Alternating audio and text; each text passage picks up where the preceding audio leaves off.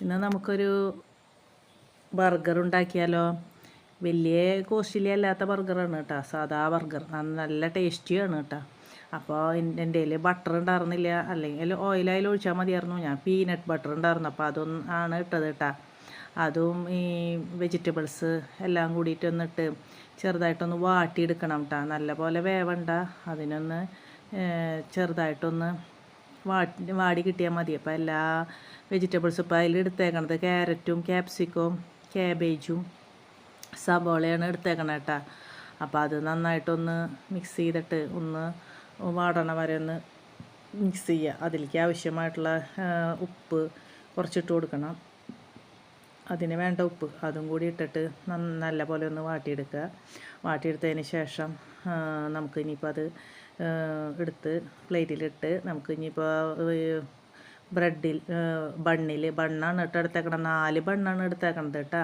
അതിലേക്ക് ഞാൻ ഉണ്ടാക്കി വെച്ച മയണൈസ്, ഞാൻ ഇവിടെ ഉണ്ടാക്കിയ മയണൈസ് തന്നെയാണ്.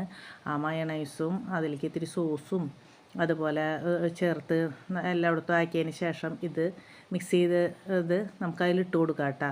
ഇത് നമുക്ക് നല്ല ഡെക്കറേഷനിലൊക്കെ ചെയ്യണമെങ്കിൽ ചെയ്യാം കേട്ടോ. ഞാനെല്ലാം കൂടി ഇട്ട് ഒരുമിച്ച് ചെയ്തു എന്നുള്ളൂ. വട്ടത്തിലൊക്കെ അരിഞ്ഞ് നല്ല അടിപൊളിയൊക്കെ ആയിട്ട് വെക്കാം. ഇത് ഞാനിങ്ങനെ എങ്ങനെയായാലും കഴിക്കുമ്പോൾ ഒരുപോലെ തന്നെയാണ് ടേസ്റ്റൊക്കെ. അപ്പോൾ അങ്ങനെ അതിന് പുറം ഭാഗവും നല്ലവണ്ണം ഇതുപോലെ തന്നെ മയണൈസും സോസും വെച്ചിട്ടുണ്ട് കേട്ടോ. എന്നിട്ട് അതിന് ശേഷം അതിൽ ഫില്ല് ചെയ്തിട്ട് നമുക്ക് രണ്ടും ചേർത്ത് വയ്ക്കാം. അപ്പോൾ രണ്ട് ഭാഗം ഇപ്പോൾ ഞാൻ ചൂടാക്കി എടുത്തിട്ടുണ്ട്. ഒരു ഭാഗം ചൂടാക്കണത് കാണിച്ചില്ല. 2 ഭാഗം അങ്ങനെ ഒന്ന് ചൂടാക്കി എടുത്തു. ഇപ്പോൾ ഇങ്ങനെയാണ് നമ്മൾ മുറിച്ച് കഴിഞ്ഞാൽ ഇങ്ങനെയാണ്. നമുക്കിനി എന്തായാലും നല്ല ടേസ്റ്റാണ് കേട്ടോ. അത് ഉണ്ടാക്കി നോക്കി കഴിച്ച് നോക്കണം. നല്ല ബർഗറൊക്കെ എല്ലാവരും ഉണ്ടാക്കണത് തന്നെയാണ്. ഞാൻ എന്തായാലും പറഞ്ഞാൽ എൻ്റെ പൂളേന്ന് കഴിക്കാൻ എടുത്തു നോക്കി. അപ്പോൾ ആൾക്ക് നല്ല രസമുണ്ടെന്നാണ് പറഞ്ഞു. സൂപ്പറായിട്ടുണ്ടെന്ന് പറഞ്ഞു. ഇപ്പോൾ എല്ലാവരും ഇതൊന്നും ഉണ്ടാക്കി നോക്കണം.